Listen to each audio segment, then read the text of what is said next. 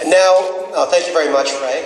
And now I'd like to introduce 50% of the vision for this, with Cynthia Reyes, of course, Hamlin, Grange.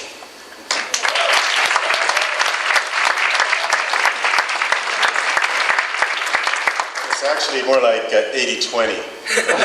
I'm the 20. I just go along in her wake. Trust me. But good morning. I said good morning. Good morning. We have a polite bunch this morning. Thank you. On behalf of co-founder and my partner in crime, Cynthia Reyes, welcome. Welcome to the Innoverse, as we like to say. And we also want to welcome the Inno veterans, those of you who've been here more than once, and also the Inno newbies, the new ones. Boy, you are in for a treat. Your minds are going to be expanded and blown all at the same time. So take full advantage of it. We're also glad to have you here. There's a little kids game I want to play with you. Remember that game? Knock, knock. Who goes there? Say again? Knock, knock. Who goes there? You are. You're there. You're there, okay? Whether you're an independent producer, a writer, a photographer, an artist, a commissioning editor, a senior producer, a business leader, chances are you've been there. Knocking on doors, doors that sometimes never seem to open. And if they did open, sometimes they close all too quickly. Doors are gateways to opportunities, but sometimes doors can be barriers. The theme for this year's summit is Open the Door, Unlock Your Future. It's both a challenge and a call to action. Here's where I break out into song and dance. Who's that? Is that your phone? Oh. I didn't think that's going to get background music, but I'll just keep going. Ray, did you set this up? I'm at the wrong mic, excuse me. As I say, it's both a challenge and it's a call to action. It means do not be afraid to take risks. Don't be afraid to step outside your comfort zone. Do not be afraid to lean into your discomforts. We established Innoversity 5 years ago. This is the 4th summit. Who would have thunk it? 4 years have been at this craziness. I want to thank all of you for being here. We thank the many people for catching this dream, our dream, for making Innoversity a reality. I just can't say enough about the planning staff, the people involved here. You've done a tremendous job, and you're going to be thanked even more fully later on in the program. Now, last year I found a fortune in a fortune cookie, and it said, truly enough, it said this: life gets harder near the summit. And I went, what? And I looked behind me to see, did somebody plant this, right? Well, I took out this fortune and I blew it up and I posted it in the Innoversity office, and guess what? It's true.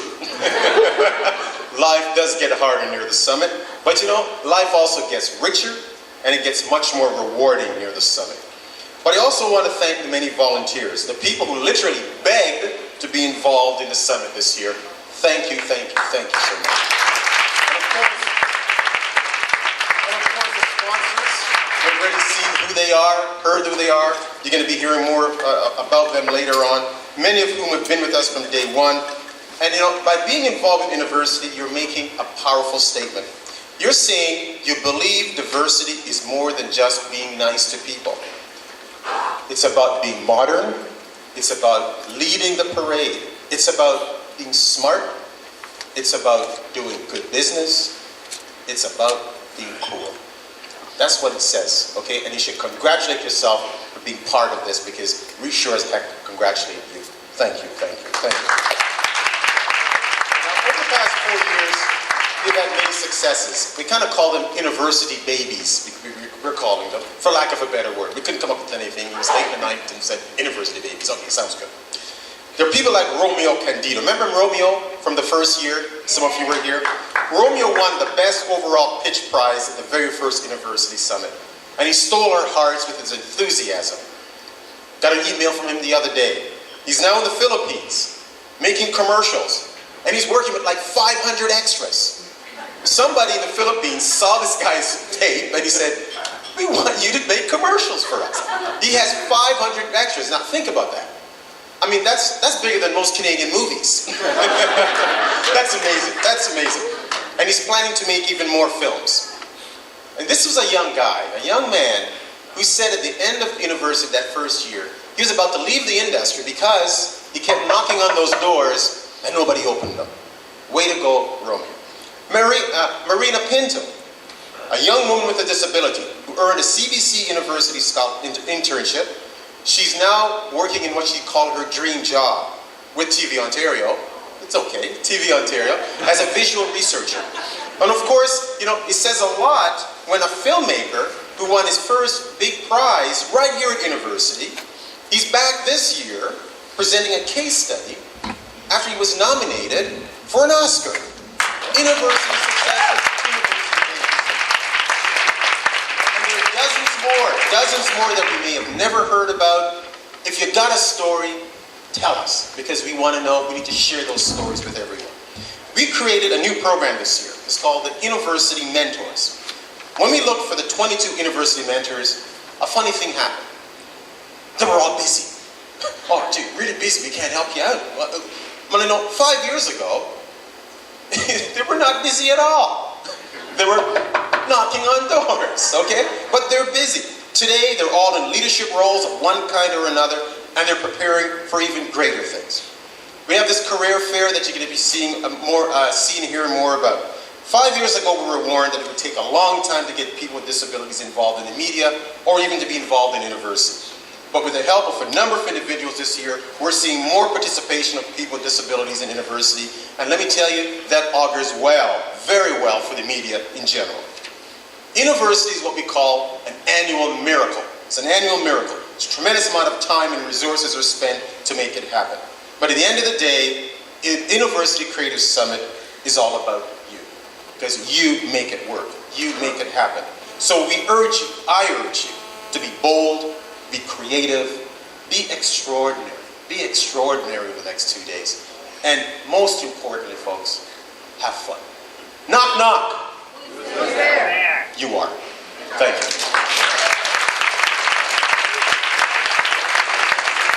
One last thing before. It's very much my privilege introducing Ontario's Minister of Citizenship and Immigration, the Honourable Mike Cole.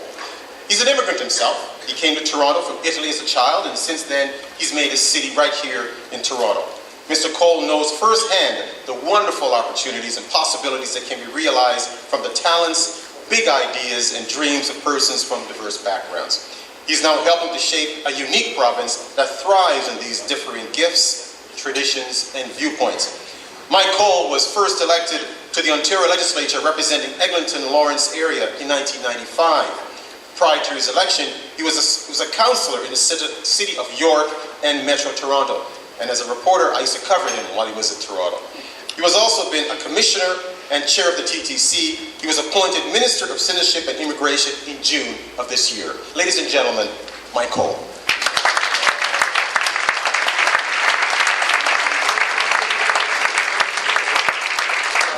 Thank you, Hamlin. And I just want to say to Paul from the Discovery Channel, I also want to thank him, like Ben, for giving my daughter work in the industry, although she's home on maternity leave right now. I want to say I'm very excited about being here, and I want to certainly say congratulations to Innoversity. It is an amazing expression of what Toronto, what Ontario, Canada is all about. We are what we are because of our diversity. And I couldn't agree with you more. We either diversify or we die. And I think what Hamlin has done and Cynthia have done, and all of you have done who are here, is really start to put some focus on the need not only to pay lip service to diversity, but start to treat it as an asset, an added value. And it's, to me, as the Minister of Citizenship and Immigration, it is an economic imperative. For Canada and Ontario to prosper, we have to invest in our diversity. We have to encourage it, nurture it, and link opportunity with diversity. If we don't do that, we are going to miss out on immense talent, entrepreneurship, initiative, and we're going to miss out on a great deal of opportunities, socially and economically. As you know, Ontario and Canada's birth rate is flat. older workforce. There's going to be huge shortages of skilled labor right across the spectrum. And every year, we're lucky that Ontario welcomes 125,000 newcomers. That's basically recreating the province of Prince Edward Island every year in Ontario. Last year, this year, and we're even going to get more newcomers. And we welcome that, but the critical thing is, as you open the door, you also have to give people a seat at the table. You have to give them something to eat. You have to give them opportunity. And that's why my ministry is charged with the integration, the support of newcomers so they can achieve their potential. Because we know if a newcomer succeeds, Ontario succeeds. That's unequivocal. But we haven't been doing a very good job as government, as employers, as society in giving newcomers and giving our diverse community opportunity. In many ways, it's been just too marginal. It has to be incorporated as part of our main objectives, day to day in what we do. And if we don't do that, we are going to suffer the consequences. Again, our economy will suffer, our social dysfunctionality will increase, and we're going to miss out on these glorious contributions that people are dying to make to our society, whether it be in arts and media, in the economy, right across the board. So as Minister of Citizenship and Immigration, under Premier McGuinty, we have created essentially a new standalone ministry of citizenship and immigration that's going to challenge industry, the professions, challenge ourselves, the government, challenge the federal government to say to them, you can no longer get by investing $3,800 to a newcomer who goes to Quebec. If that same newcomer comes to Ontario, Toronto, they invest only $800. That is not acceptable because you are denying opportunities to that newcomer to be part of the mainstream. And we are fighting for that. We have to advocate for that because we know we are going to be much more dynamic, successful, and competitive, not only in North America, right across the world, if we take advantage of the fact there are people that come here that speak 300 languages, 169 countries. That is an incredible asset that we are not taking enough advantage of. And that's why I'm so proud to be here to say, keep doing it, Hamlin. Cynthia, keep doing it. Keep kicking down the doors till we take diversity as an economic, social imperative that we have to respect and not just pay lip service to. So congratulations and keep doing it.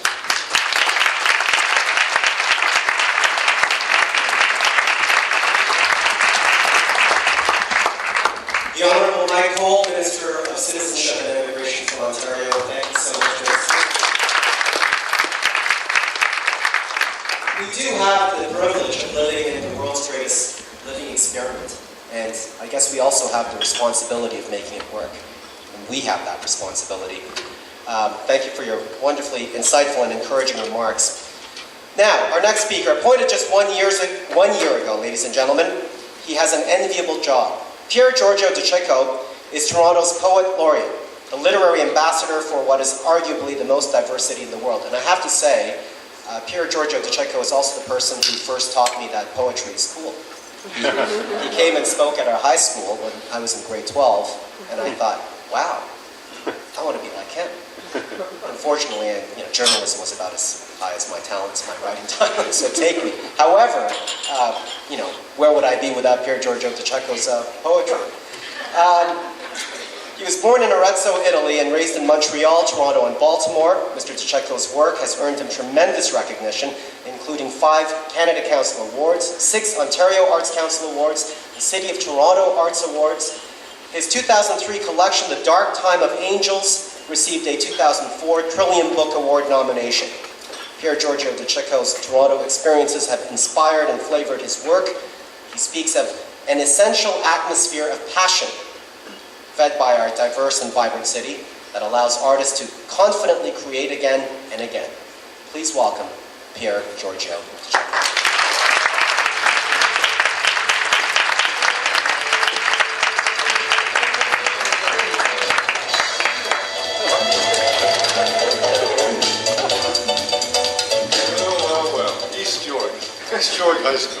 guessed? Who would have thunk it?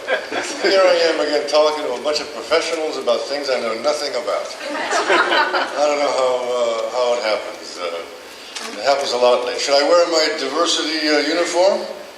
Yes, I'm also, it's where Cynthia and I first met on a chapel, a little Irish chapel on a hill somewhere. I think Yes, indeed. King City. Yeah, King City, long before the poet laureate thing. I don't know how many of you even knew that there was a poet laureate in Toronto, eh? City Hall doesn't seem to know either. I went down to City Hall the other day for a meeting, and I said to the security person there, I said, hi, I'm the poet laureate.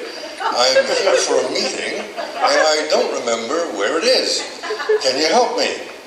And she looked down very seriously at her roster there, and looked down, and she found, she said, laureate. And she looked up very blandly and said, is that your last name? To which I replied very coolly, yes, George Laureate is my name. Please let me in. But this is, so there are humbling experiences of all kinds, even if you're a member of diversity and not just, not the poet laureate. I remember wearing my diversity uniform. So this is a diversity joke, actually. And I was at an espresso bar, being Italian, of course, and somewhere in Brampton. And a lesbian came up to me, and I knew she was a lesbian because she was handing out literature about lesbians. Fine, no problem. And so she handed me one. I was wearing my uniform. And she looked at me. She gave me the once-over from head to toe. And then she said, are you really a priest, or is that a fashion statement? Suddenly I knew I was in the postmodern landscape of my time.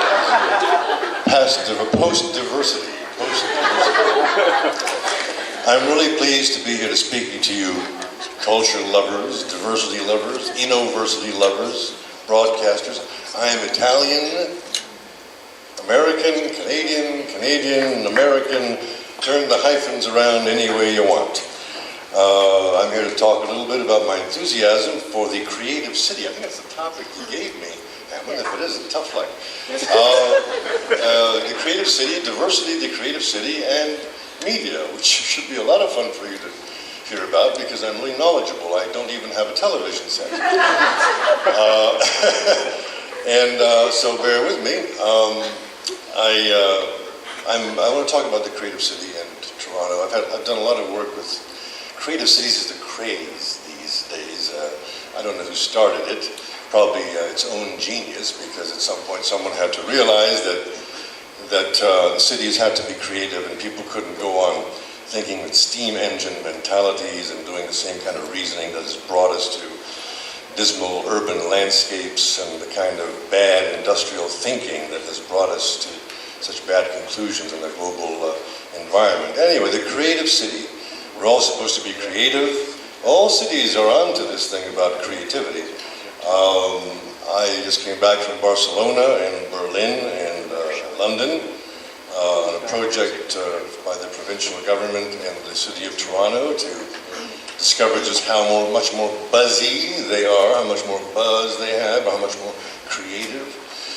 And everywhere we went, diversity was the thing, man. They touted it, they're proud of it, they proclaim it.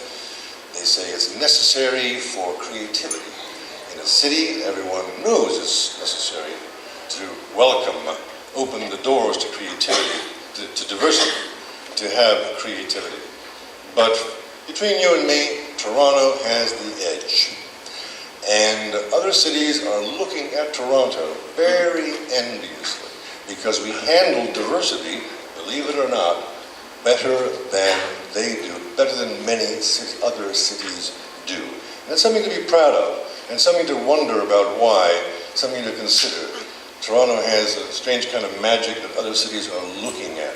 And so the experiment of diversity in Toronto is a very important and challenging one for all of us who are participating in it. In the 70s, we lobbied for internationalism, and it became multiculturalism, and it developed into diversity, a word that even now may have to be overhauled, but it'll have to do to talk about the ideological parade that is the global city. I say ideological because I'm not sure, really, that we can talk of cultures anymore. Don't get me wrong. I am very proud of my heritage, and I don't think people know where they're going unless they know where they came from. But the places they came from in a globalized world are beginning to look the same, if you've noticed. And what does it mean to talk of cultures when ideas migrate to us faster than we can get into a car or an airplane? Tossed in the wind, ideas tossed about like seeds of grain by satellite and by images. Ideas that revise us faster than we can make sense of ourselves. Maybe we don't migrate. Maybe we as individuals are like countries to which ideas migrate, forcing us to hybrid images of ourselves before we have time to negotiate who we really are. Identity is a problem that we bring to diversity. We delight in diversity. It's the crown jewel of the global. But it asks us how well we can live with each other and if our differences will destroy us. Much as we like the stimulus of the multicultural, we have to know human beings like to live among large numbers of people who believe in the same things. And you can't ghetto beliefs. Beliefs want to move beyond ghettos. They want to be contagious. That's part of the fun of having beliefs. It's the requirement of belief. And when you fence beliefs in, you have riots, bombings, and mental unhealth. What we need is communality, even more than we need community. We need communality, a collective set of beliefs, or we will disintegrate into unique solitudes. Without commonalities, we risk not trusting each other in civic life. And trust is everything in the creative city. Creativity will not emerge without a climate of inter-civic trust. How do you generate a climate of trust? Well, first you put some faith in the universals and take a break from negotiating cultures. Pay attention to the alphabet of empathy and basic feelings beyond the words of policy and cultural mappings. And look for words that honor the complexity of the human heart by respecting its simplicity. You might even use words like Innoversity, words that express a deepened interrelationship, a deeper insight into each other. We might replace words like interaction with involvement. Semantics is not trivial. The civic heart is inspired by the words that give it incarnation. For the eros of care depends on the words that move the heart beyond negotiations. Abstractions are the brandings of governance. People are not social capital. They are people.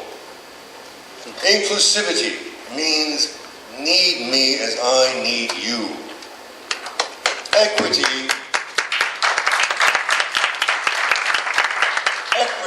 means I won't hurt you because I wouldn't want to be hurt myself. Too unsophisticated? We have to get back to the plain language, the primal requests that provoke our ideas. The creative city must name itself by the terms in which it can fall in love with itself.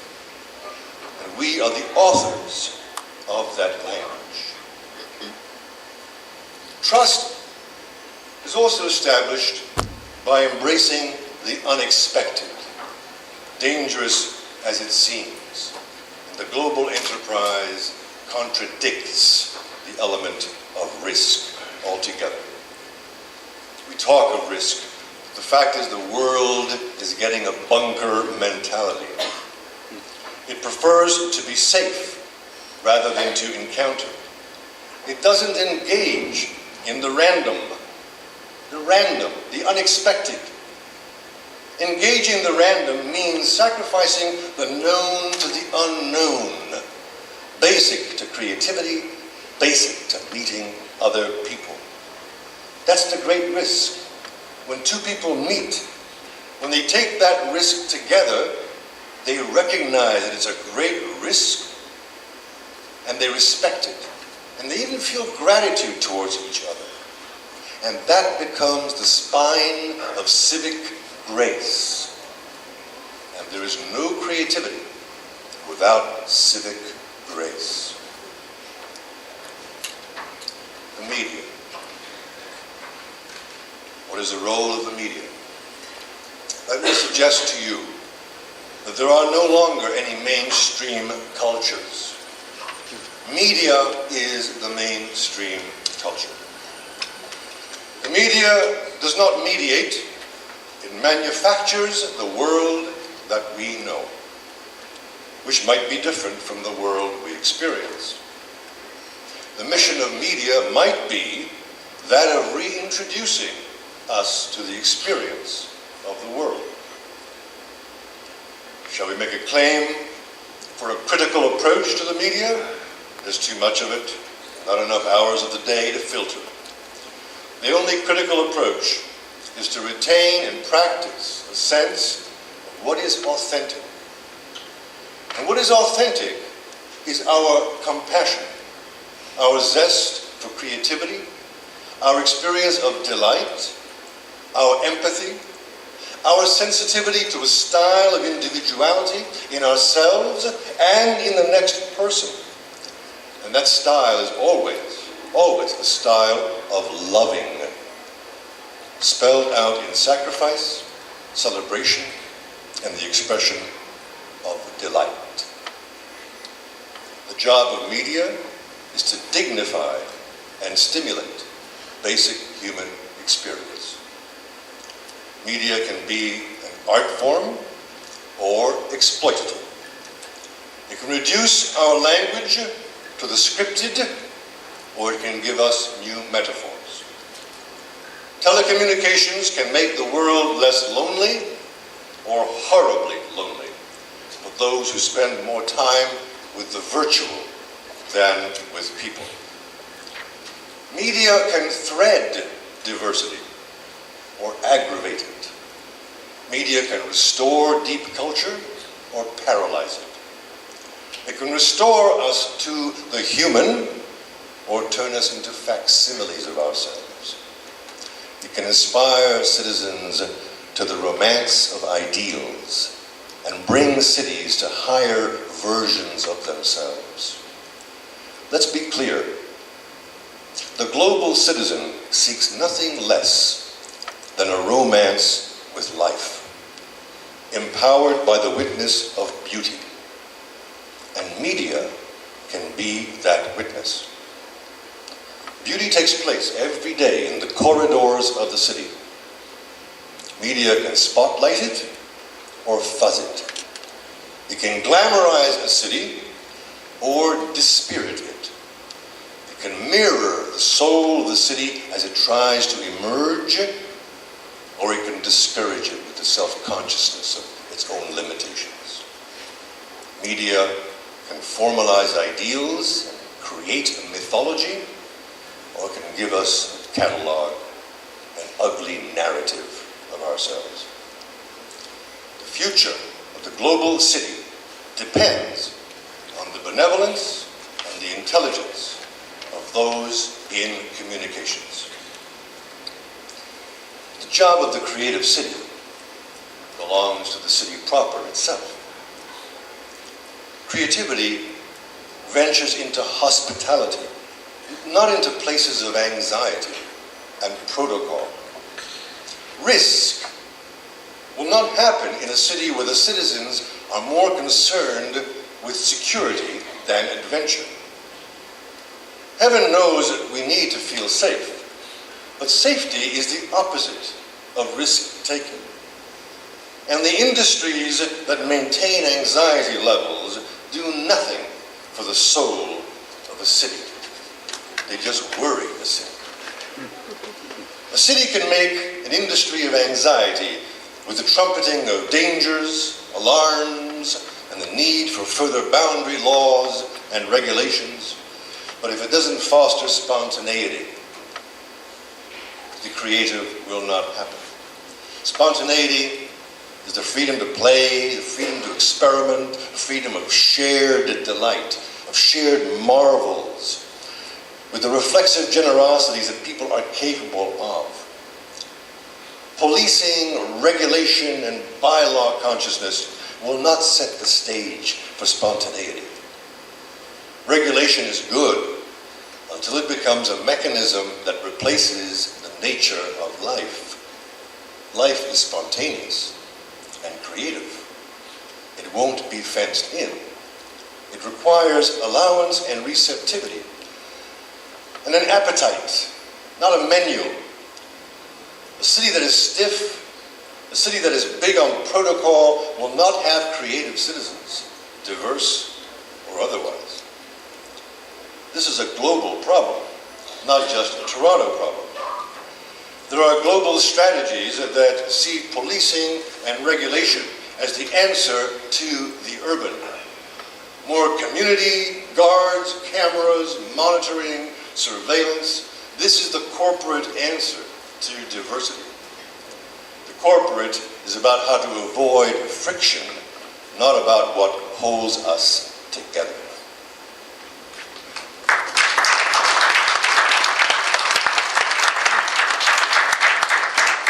What the city can do is to ensure that the ethic of governance encourages a code of common humanity.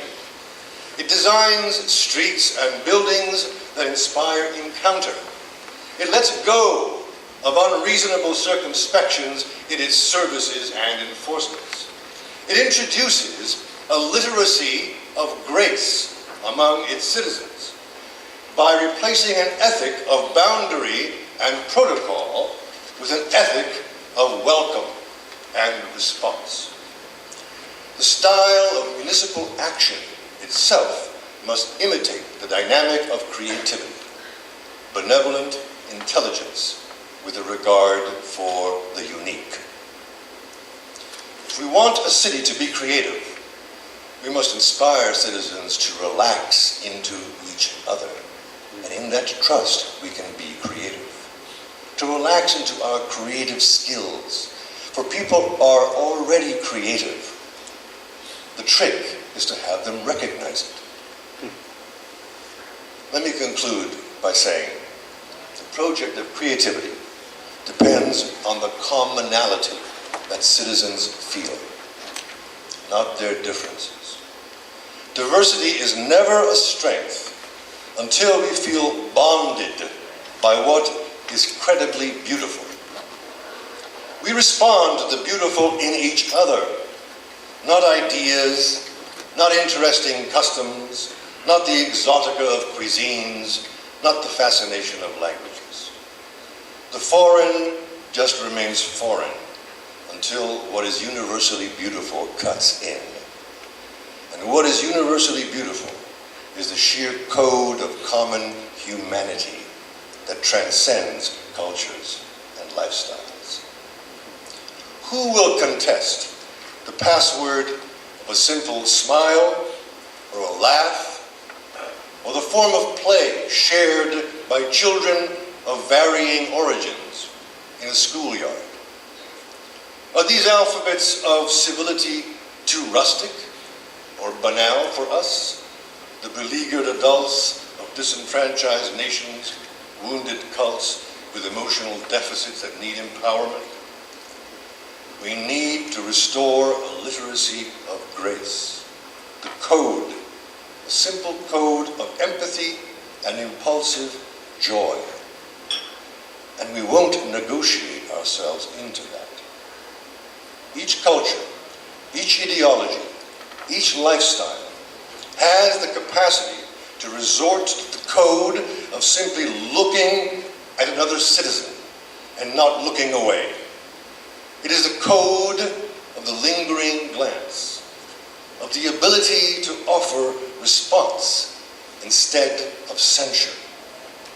The act of civic faith that summons a smile and even sacrifice. For until each citizen feels that another citizen is a resource of sacrifice, a city will not pledge itself to creativity. God bless you.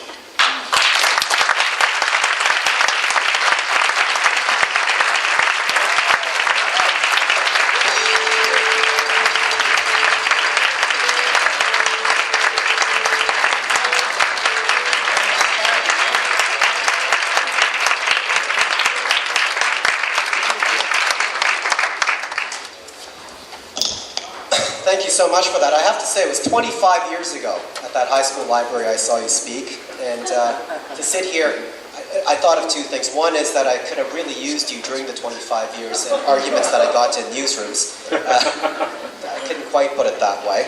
And the other is the importance of mentoring, which you were good enough to do for my class that day. And I think which is what Innoversity is all about. Here, here. Regardless of who you are, up-and-coming cultural entrepreneur, media executive, HR professional, policymaker, or regulator, Innoversity offers 2 days of unparalleled access to ideas, to opportunities, to lessons learned, to people who make things happen. Let me just say that you are going to sessions. We're running a little bit late, but the schedule for those have been pushed forward, so not to worry. Innoversity continues its strong focus on careers, getting them off the ground, moving up to the next level, tapping unexplored possibilities, swinging those doors open to wider horizons and greater success. Network. Don't forget that there are more than 20 senior media professionals who've made themselves available for mentoring over these 2 days. That's in addition to FaceTime and the ongoing Media Career Fair, sponsored by Global Television and featuring major players in film, print, radio, and television in Canada. To find an Innoversity mentor, visit the mentoring room, room 224, for more information. It's upstairs, 1 floor up from this ballroom. Now, you've got 2 options for lunch. You can be back here in the King Ballroom for lunch with Toronto lawyer Khalid Baksh of Baksh Cuddy. He'll be speaking right after lunch. Or you can use the time to work on your plan. Also, I'd like to tell you that this year Innoversity has attendance available for persons with disabilities who need assistance. That's courtesy of the Canadian Paraplegic Association of Ontario. So, will today's attendants please raise their hands and identify themselves in the room? If you need attendant care, please visit the registration area and make your individual arrangements. We've got 2 great days ahead of us. Make the most of them. Go open some doors, connect, and unlock your future. See you in the universe. Thank you very much. Welcome to the Innoverse. Come in and experience the Innoversity Creative Summit 2005. You'll respect.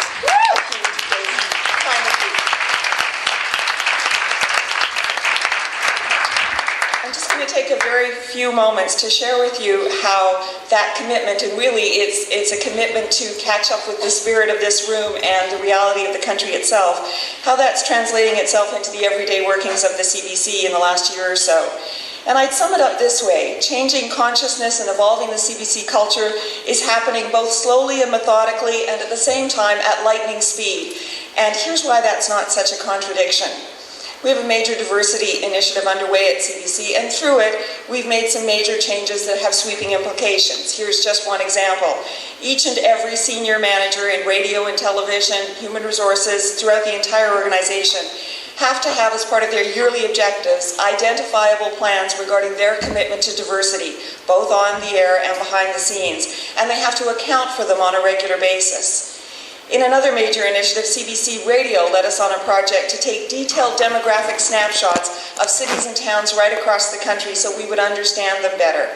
But you know, as important as these institutional changes are, and they are essential because they create systemic change, some of the most inspiring moments for me in the past years have been when ideas bubble from the ground up, because that's when you know that someone else out there has got it. And they've looked around their part of the CBC and they've said, all right, how can I make a change? How can I make a difference? And just a few of those examples to let you know what I mean. There was a movement on the prairies to create an Aboriginal content unit that is now up and running and having an impact on CBC News right across the country. There was an executive producer and his team in Calgary who began an online Rolodex that has now become a national database of experts for our journalists. Now, these are Canadians who our journalists can access, who come from a wide diversity of backgrounds, and they bring their expertise on a broad range of subjects to our CBC airwaves. And when we checked the figures, that Rolodex was being accessed more than 20 times a day by our journalists. And finally, a young producer in Toronto decided to create an internal database for languages so that we can use all the languages currently spoken within the CBC more extensively in the work we do. Once she got it up and rolling, within days, more than 100 employees had signed up, and today we're helping each other to translate more than 70 different languages. There's no doubt that a key part of any diversity strategy has to be the people who are hired or brought into the organization in some manner, which brings us back to all of you. Whether your goal today is to get a foot in the door or to take the next step towards exercising and developing your talents. Some of the feedback we hear through the industry is that internships need to be longer. And so I'm pleased to announce that we're going to try to do our part today with announcing 3 new internships, each of them 6 months in length.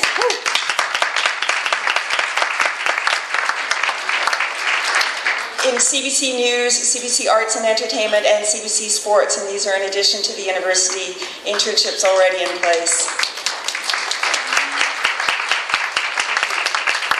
All of you registered as part of Innoversity will be contacted with more information shortly, and we hope you'll consider applying. Many years ago, I came to the CBC on a 3-month internship, and the only reason that you need to know that is that as part of my audition, I unexpectedly ended up telling the story about a pal of mine, a 7-foot-tall basketball player from Yonkers, New York, who gave me words of advice that I've used repeatedly throughout my life and career. And it occurred to me as I was thinking about what I would say to all of you today that these remarks apply to all of us here, and that's whether we're working to make the broadcast industry more diverse or we're thinking of going after a really important opportunity. So I will say to you, as Norman used to say to me, ain't nothing to it but to do it. Good luck and best wishes to all of you, and continued success to Innoversity.